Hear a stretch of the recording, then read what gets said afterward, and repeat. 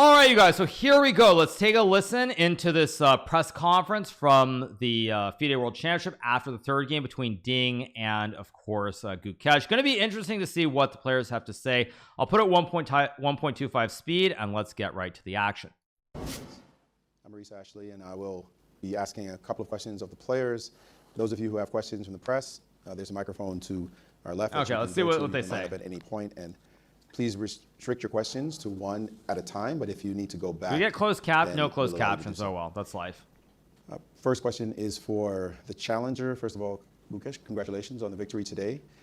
I guess the simplest question to ask is, how does it feel to actually win a game in your first World Championship? Yeah, it feels great. I'm quite happy with... I mean, also the last 2 days I was happy with my play. Today was even better. The mics are much better. Yes, the mics are much better. Yeah, today I just managed to outplay my opponent, which is always very nice. I'm curious how the opening went for you. He spent a lot of time in the opening at one point, just several minutes for sure. Did you feel like you had exactly the position you wanted to play? Yeah, I was prepared until the 11th, no sorry, 13th move. Yeah, I mean, all this should be normal. I guess he was trying to remember something, but maybe he mixed up something. I thought how he reacted was not the most precise way, and then I think I just got a very nice position after. Wow! After I mean, all this F3. Wow, so Gukesh, he misevaluated everything here. This is interesting. Completely misevaluated this. Wow. He misevaluated completely. He thought that he was just better the whole way. That's actually interesting. So he's actually a little bit too optimistic sometimes. That's interesting. That's interesting to note. Because I've always thought that he's very objective. Interesting. Actually interesting. For you, Alicia, and you spent a lot of time in the opening. What was the reason for that? Because I thought my position not so comfortable, and my C2 bishop is a weakness, and he's going to attack it with 92.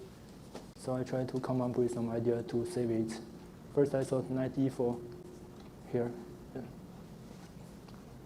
Maybe the other move to play knight e4 and he retake. I take the bishop and knight d2 and knight a6. Okay. Evolution of it. And No. I mean, they're not. They're not. I mean, I think that Ding. I think actually both of them are kind of.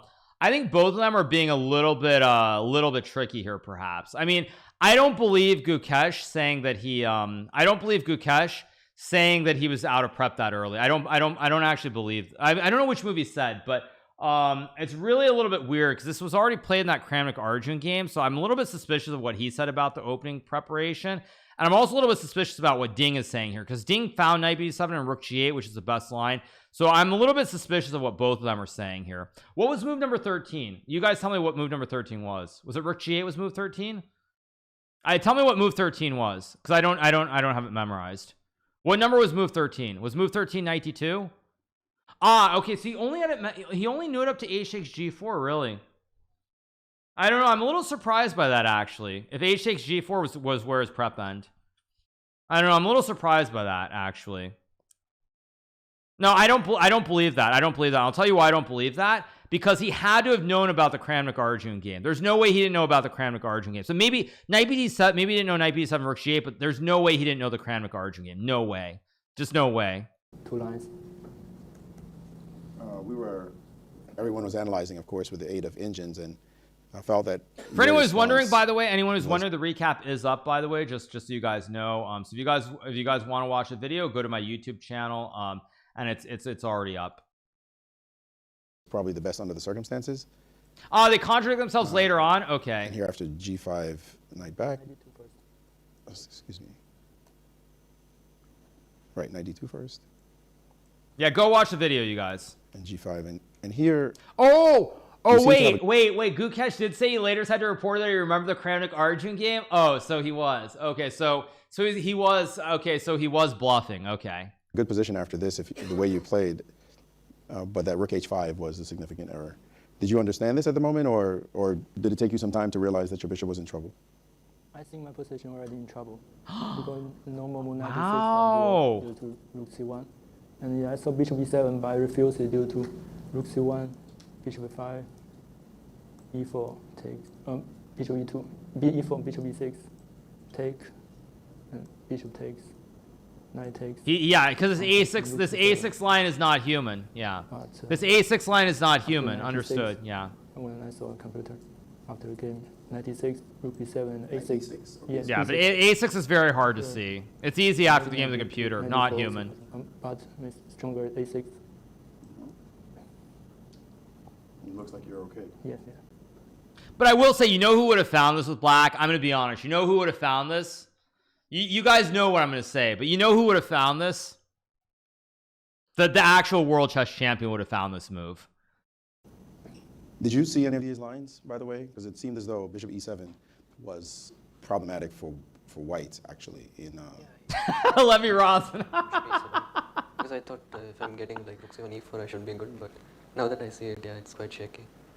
Yeah, I guess during the game, we both thought that white is doing well, which is what matters. Yeah, but actually, you know what they said? This is also a very important note, because like everybody's so busy here looking with a computer. What they say, this is very important. What you think during the game is more important than what the computer says, because you don't have a computer to help you cheat during the game. You have to think as a human, use that brain of yours that you were given. So what you think during the game is actually what matters versus what the computer says.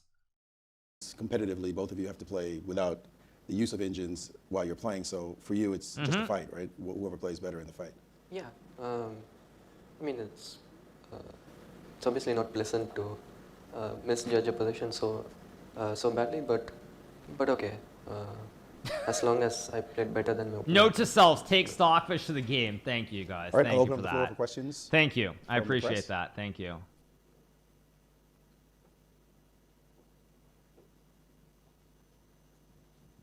Great performance. Gukesh, just to know if you were aware that you were following a game of the 2023 Düsseldorf FIDE World Teams between Kramnik and Edigaisi. Was that part of your preparation? And what do you think of that game and how you could improve on that game?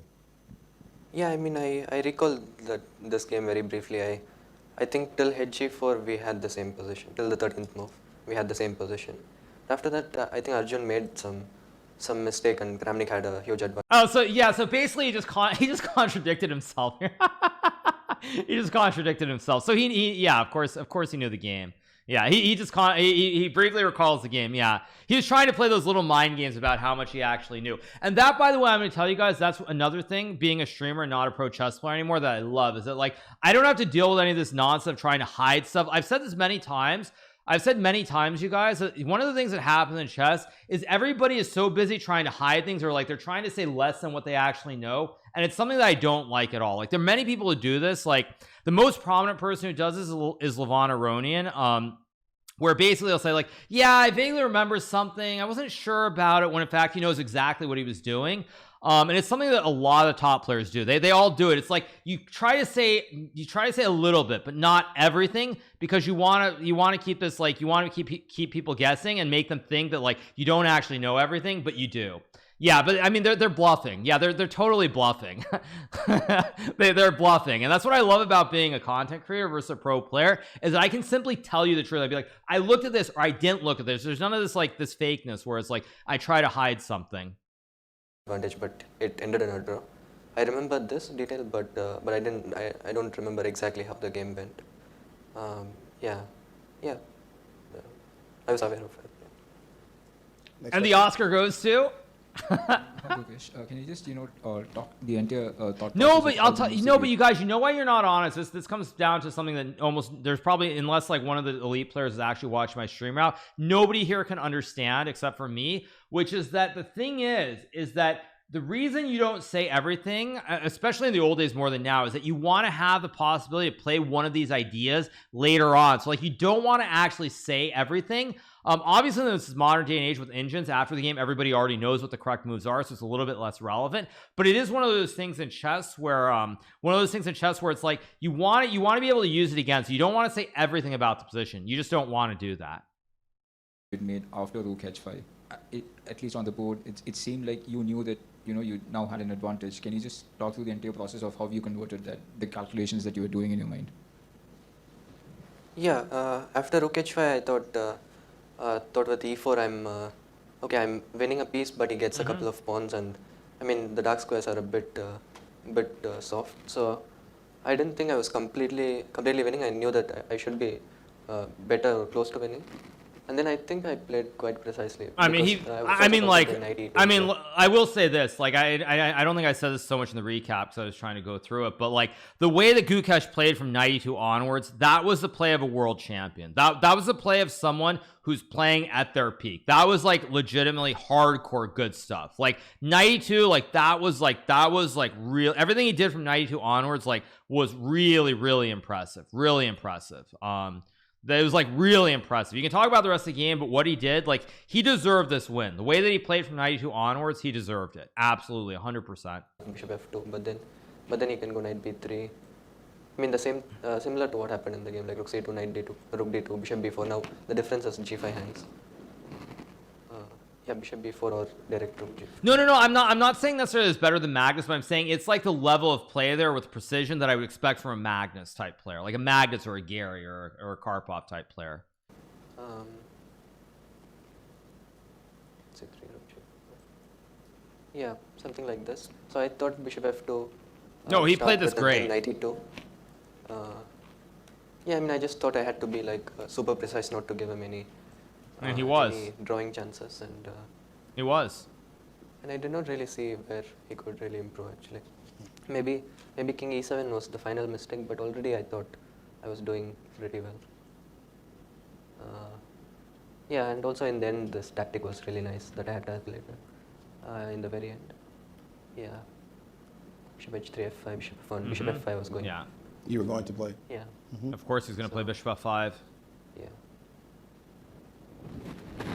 Next question. Hi there, Theo from leechess.org. I'm asking a question on behalf of one of our live stream commentators, Grandmaster Felix Blauberger. He wanted to ask Ding Liren if he could share his thinking behind rook h5 and if he considered or evaluated the threat of knight e2. Well, before f3, I thought my position was okay, was even better, but after f3, I realized maybe it's not so easy to play. And the most obvious move, 96 doesn't work. So I have to come up with the other ideas. And also like I'm just gonna pause very quickly. This is what has been lost in modern day chess. Maybe someone will clip it or they won't, but this is exactly what has been lost in modern day chess, which is like it is the players at the board playing without a computer to help them cheat, having to figure it out at the board, and how they evaluate the position with their human brain and their human knowledge. That is what matters the most. And that's also why it's very dangerous when it comes to preparation, because there are a lot of times that you can prepare something where a computer gives you a big advantage, but to the human mind, it's not obvious how to play the position. And that is kind of the thing that's so tricky about it, is that so many times now we see just the engines like, white's winning, black's winning, great game, terrible game, why didn't you do this, why didn't you do that? But from the human perspective, it's very different. That's also why so many people nowadays, much less, but in the past, you'd be like, there's this guy Magnus Carlsen, he wins these end games, they're just equal, he gets lucky, players collapse, nothing's happening, whatever, it's just a draw, because you look with an engine and you see it's equal. But the human perspective and the way that you evaluate the position is very different, because at the end of the day, as I said earlier, I don't care if your name is Magnus Carlsen, I don't care if your name is Hikaru Nakamura, I don't care if your name is Fabiano Caruana. You suck at chess compared to Stockfish and Leela. They are nearly 1,000 points better than you, and you're just terrible. So when we look at this analysis and you look at what the players are saying, it's very different when the players are playing the games as humans. So let's keep going. e7, but I refuse it because the line I showed before. That's why I come up with rook f5, with either rook c1, bishop f5, e4, maybe take, and bishop h7, bishop h3. The rook is protected on h5. Also, as a separate note, by the way, one thing though, I agree with what someone said here. I think it is not good that the players are able to see what happened with the computer. I think the press conference should happen right away, because the thoughts are already a little bit muddied, and what they're going to say is going to be a little bit different than their pure unfiltered thoughts. Their pure unfiltered thoughts are going to be different versus when they've seen it with the computer. And so I think actually whoever said that, you're absolutely right about that, like the press conference should be right away. You got it from the board, they're taking the press conference, you don't have time to look at the computer and figure out what you did right or wrong, because already that muddies everything, and you can start saying things that maybe aren't true. Like you can already start saying like, oh, I saw it, but I rejected because of this or that, or versus the actual pure thought process that went into it. E4, and in this line I missed 92 actually. He missed 92. Okay, yes, he missed 92. Okay, that makes sense. Bishop, then I have good compensations. You're saying in this position? 92. Yes, Yep. yes. You missed 92? Yes, And you said you thought, what did he have to play? I mean, I didn't see it at first either. somewhere G2 or somewhere. Like this? Huh? So for you, this was the decisive Yeah. mistake. Next question. Makes sense. This is Mike Lang with chess.com. My question is for Grandmaster Gukesh. This appears to be the first time since game 1 of 93 Kasparov short where someone lost on time. And I'm curious, even though your position was objectively always winning, could you describe your emotions as your opponent was ticking down on time? We could see it on his face, but what was going through your mind as he had 1 minute left to make 6 moves? I'm sorry, maybe the previous match, didn't he lose on time against Nepal? It's my research team's research. So even if that is incorrect, could you tell us about? I love it. I love it. I love it. I love it, you guys. I love it. This is hilarious. This is hilarious. This is hilarious. It's like, no, he flagged a previous game, but yeah, my research team, geez. About your emotions when he had so little time to make so many moves. Yeah, I was pretty confident at that point. Hilarious. I was just thinking about the position at that time because I knew that I should be winning, especially after. After I got rook d1, rook c1, rook d1, I thought I should just be winning. So yeah, I wasn't really playing for time. I just wanted to, finish it off cleanly. I know you weren't playing for time, but was there an increased heart rate or anything going on inside you as your opponent got so low? Yeah, sure. It's always a bit exciting when your opponent is so low on time, and also, when you get a winning position, you generally get a bit excited. So it was there, but I think I had my emotions under control. Thanks. It was an easy. The most important point. There are two very important points in terms of what happened. First important point is that Gukesh had a lot of time on the clock. When you have 15 minutes there versus say 1 minute, it's much easier to stay calm. Now, if Gukesh had 3 minutes there, for example, it would be a little bit different perhaps. But with 15 minutes, you're just chilling. You're just chilling. And secondly, he had a position with no risk either. It's not like a position where he could win or lose or draw. It was only a position where he's going to win, or if he blunders, it's a draw. So those two things make it very easy to just chill and not really worry. He's asking on behalf of FIDE Social Media from our followers, this time from Bangalore Chess Club. Did having a rest day tomorrow have any effect on today's game approach? What? Is that for both? What? Go ahead. Not really. I love what Gukesh I thought says. since tomorrow is a rest day, I'll just put all my energy into this game, and then I can rest. So it did not make much of a difference, but it was nice to know that after today's game, I can just go and rest. Horrible question, because the fact of the matter is, if the match were tied, that question might make sense, but the match was not a tied match. Someone was ahead and someone was behind, and with the white pieces behind in the match, you don't care one bit about the rest day. You're going all in. I don't care what it is. You're going all in no matter what. So yeah, it's just not a very good question. If the match were 1-1, it might make some sense, but otherwise it's an irrelevant question. Well, not really, but the results of the game will maybe influence my emotion during the rest day.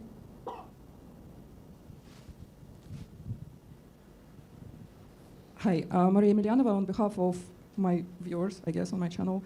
A bit of a harsh question to Gukesh, but I thought it's the best day to ask it.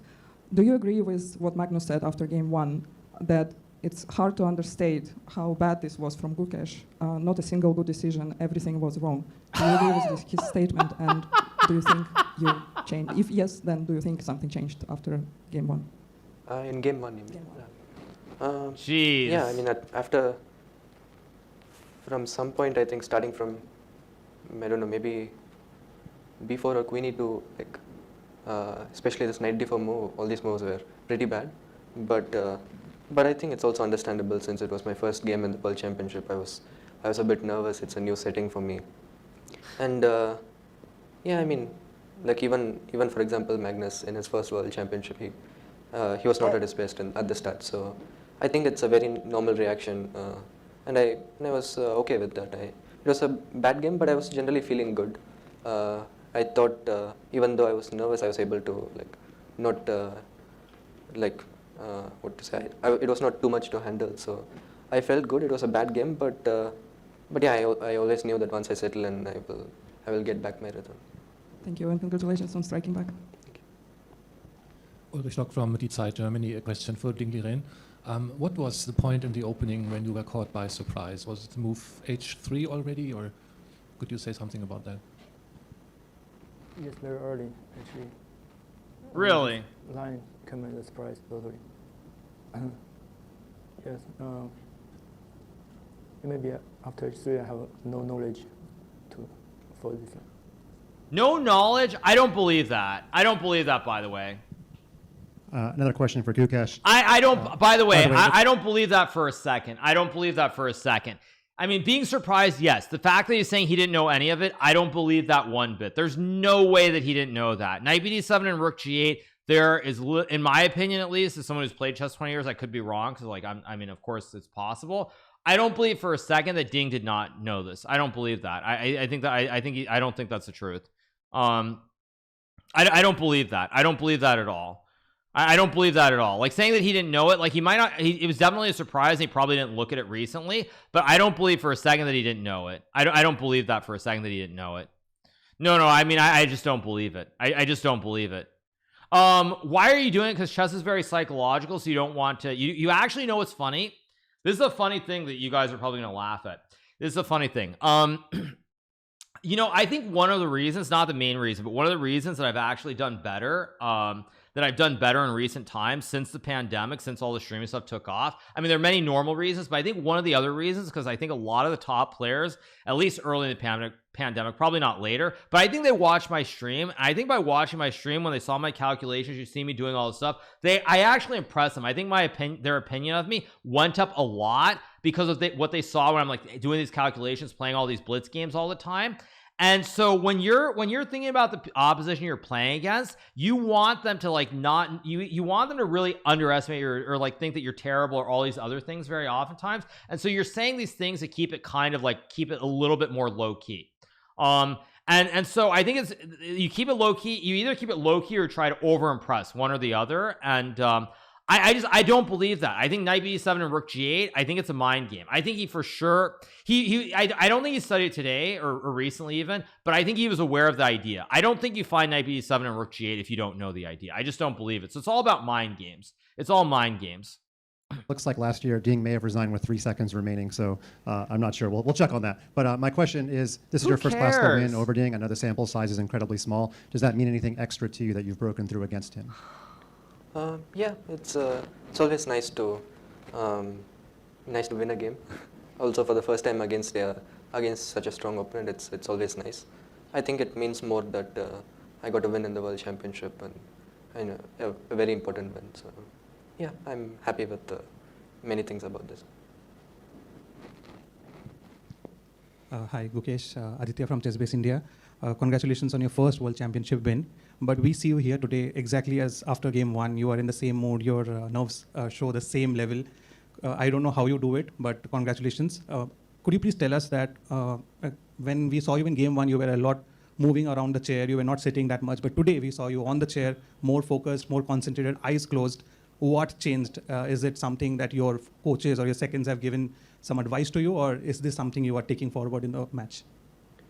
I think it also depends on, it mostly I think just depends on the kind of position, because the first game I thought I out prepared him, and I mean like all this G4, it was all my prep, and I was feeling more in control. So, and yesterday, I mean, he surprised me in the opening, I had to figure things out, and also today once he got like Queen B3, Bishop C2, I mean there were a lot of lines to calculate. Even though it was my prep, I couldn't recall many things. So yeah, I just had many things to figure out on the board, so just sitting. Great, congrats once again.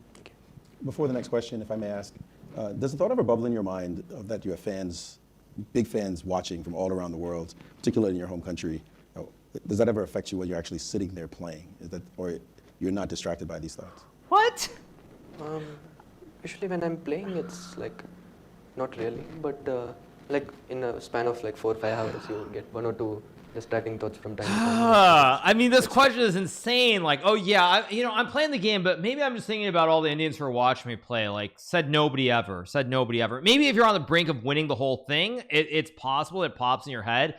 But like, yeah, I mean, it's like it's the number of times I've had such a thought. It's usually at the very end of a tournament, like in the last game that it happens. 130K, I don't believe is the biggest viewership. No, I think there are a couple of Prague games that got bigger viewership, but still, it's just like, yeah, I mean, you're not thinking about it during the game, not at this stage for sure. But yeah, in general, it's nice that fans all over the world, and especially in my home country, are cheering for me in this match, and that is kind of a motivating factor for me. I have a question for丁立人。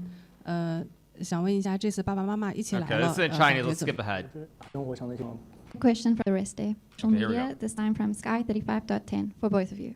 What are you planning to do for the rest day?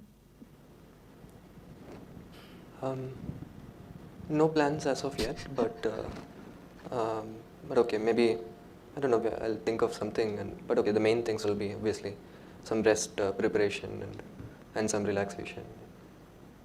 Also, I'm just going to tell you guys, you know what the real answer to this is? The real answer, they're trying not to say something because they don't want to look like complete nerds. The real answer is they're going to try to rest up a little bit, and outside of that, they're going to just be hitting the space bar on their computer and trying to memorize lines before game number 4. That's the simple answer. No one wants to say it because it doesn't sound good, but that's the actual answer.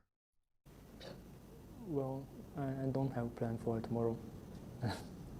Yeah, we'll see after getting off. I mean, what they're going to do is you're going to open chess space at some point in the day, and you're going to spend like 3-4 hours reviewing your stuff again, and you'll do that the morning before game number 4, and that's that. And that's life. I mean, they might go out and play a little bit of sports, definitely, but the reality is, at the end of the day, the bottom line is you're going to sit in your room and you're going to study chess. That's the reality. That's what professional chess is.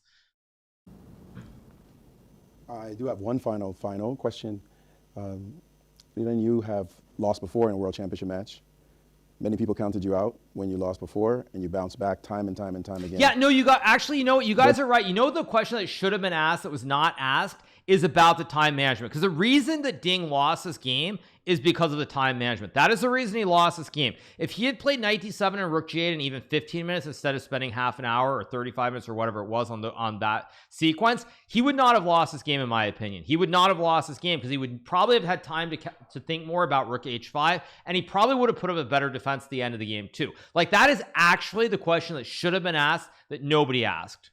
What gives you the strength to bounce back, or gave you the strength, and do you feel, and what's going to give you the strength now? Huh? Time again. Final question. Liren, you have lost before in a World Championship match. Many people counted you out when you lost before, and you bounced back time and time again. What gives you the strength to bounce back, or gave you the strength, and do you feel, and what's going to give you the strength now? Did someone kill his cat or something? Like, what? It's like, oh my God, the sky is falling. The world is collapsing. Like, what? I mean, he lost a game, but like, as I said before, it's still a tied match after 3 games. It's like, it's all over. It's all over, everybody. He lost a game. It's all over. The world's ending. Like, what the heck? Well, it's Jover? Yeah. Just the position itself, I think if I have a chance in the game, I need to push for the win. Okay, that concludes the press conference. Tomorrow is a day off, so rest day for the players, rest day for everyone else. We'll be back in 2 days here at 5 p.m. local time. Good night, everyone. Yeah, I don't know what that press conference was. Actually, I mean, there are a lot of questions that should have been asked that were not asked in this press conference. I'm very disappointed. No, I mean, in general, the questions were not good. There were a lot of questions that should have been asked that weren't asked. But first and foremost, the question about time usage, which wasn't brought up, should have been asked. The press conference is pathetic. FIDE is such a joke. I mean, the thing is, if you look at this press conference, I'm going to say this again.